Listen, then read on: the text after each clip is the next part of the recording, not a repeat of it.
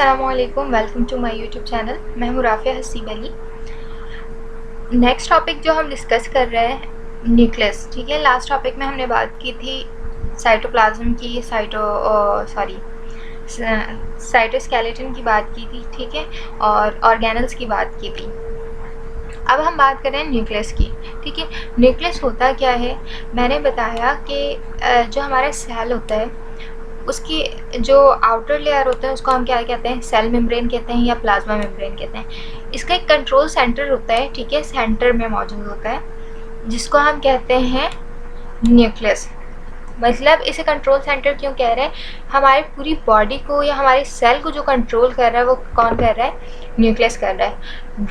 Basically nucleus जो होता है वो भी ऑर्गेनल ही कहलाता है, किसका? साइटोप्लाज्म के अंदर ही मौजूद होता है। The nucleus is the largest organelle in the cell and contain the entire cell's genetic information in the form of DNA. अच्छा, जितनी भी इंफॉर्मेशन होती है, जेनेटिक इंफॉर्मेशन, तमाम इंफॉर्मेशन किसके पास होती है? न्यूक्लियस के पास होती है, in the form of DNA, ठीक है। कहाँ पे मौजूद होता है? डीएनए में सारी तमाम इंफॉर्मेशन जो है मौजूद होती हैं। न्यूक्लियस के अंदर जो है क्रोमोसोम्स मौजूद होते हैं, ठीक है। ये क्रोमोसोम्स किसके बने हुए होते हैं? डीएनए से बने हुए होते हैं। और डीएनए के पास ही सारे जितने भी इंफॉर्मेशन होते हैं पेरेंट्स से जो ऑफस्प्रिंग में आ रही हैं, वो तमाम इंफॉर्मेशन किसके पास होती हैं? न्यूक्लियस के पास होती हैं, ठीक है।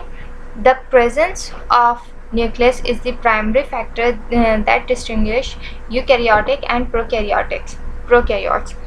अच्छा, ये न्यूक्लियस ही है जो कि सेल को दो सेल्स में डिफ्रेंशिएट कर रहा होता है, ठीक है। इस बिहाफ ही हम सेल को डिफ्रेंशिएट कर रहे होते हैं प्रोकैरियोट्स में और यूकैरियोट्स में।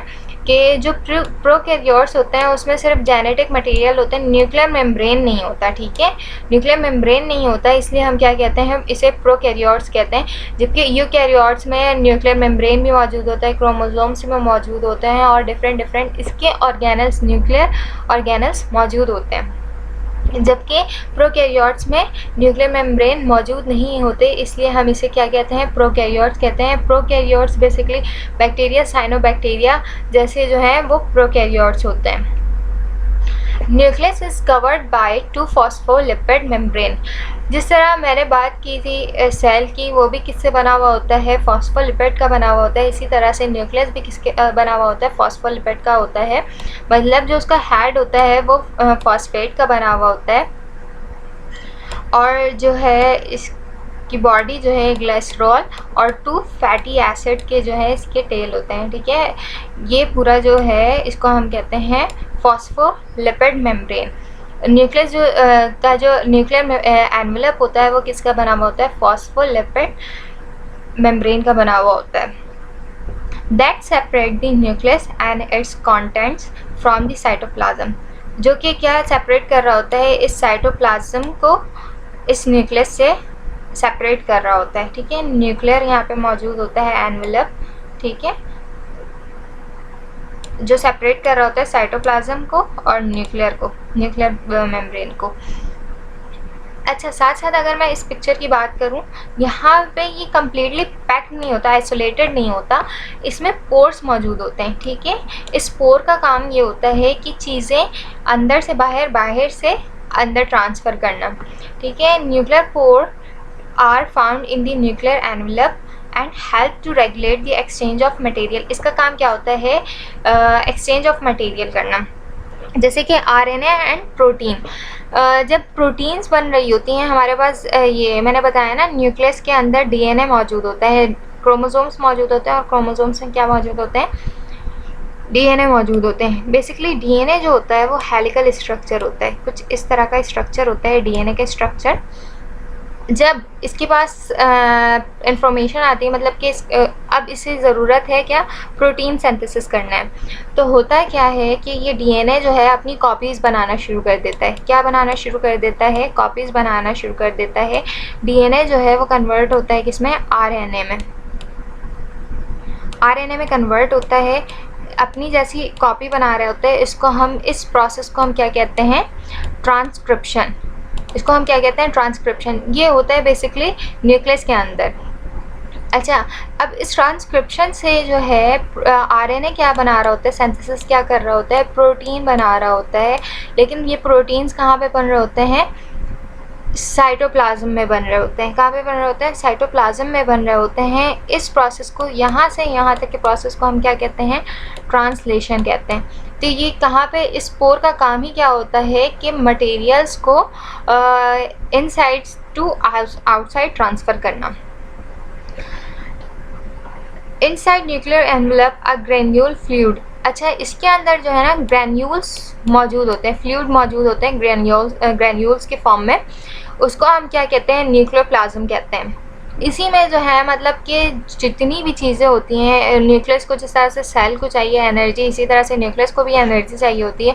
वो तो किस फॉर्म में होती है, एटीपी के फॉर्म में होती है, ठीक है, एडिनोसिन ट्राइफॉस्फेट के फॉर्म में यहाँ पे चीज़ें मौजूद होती हैं जो कि न्यूक्लियस को क्या है, रिक्वायर्ड होती हैं। इन nucleus and aggregation of RNA is also present called nucleolus.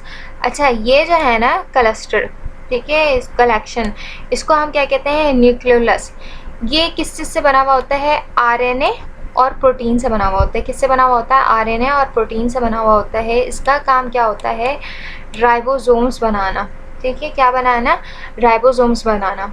Ribosomes का काम क्या होता है, मैंने यहाँ बताया ना, ट्रांसक्रिप्शन होता है। डीएनए अपनी कॉपी बना रही होती है और ये आरएनए बना रही होती है। तो आरएनए जो है, यहाँ राइबोसोम्स जब बन रहे होते हैं तो ये राइबोसोम्स क्या, प्रोटीन बनाने में हेल्प कर रही होती है। तो इसका काम क्या होता है, ribosomes banana.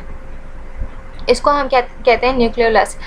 In non-dividing cell, the genetic material is found in the form of network। अच्छा, जब यहाँ पे डिवीज़न नहीं होती तो जो क्लस्टर्स हैं, सॉरी, जेनेटिक मटेरियल हैं, वो किस फॉर्म में होते हैं, क्लस्टर फॉर्म में होती हैं।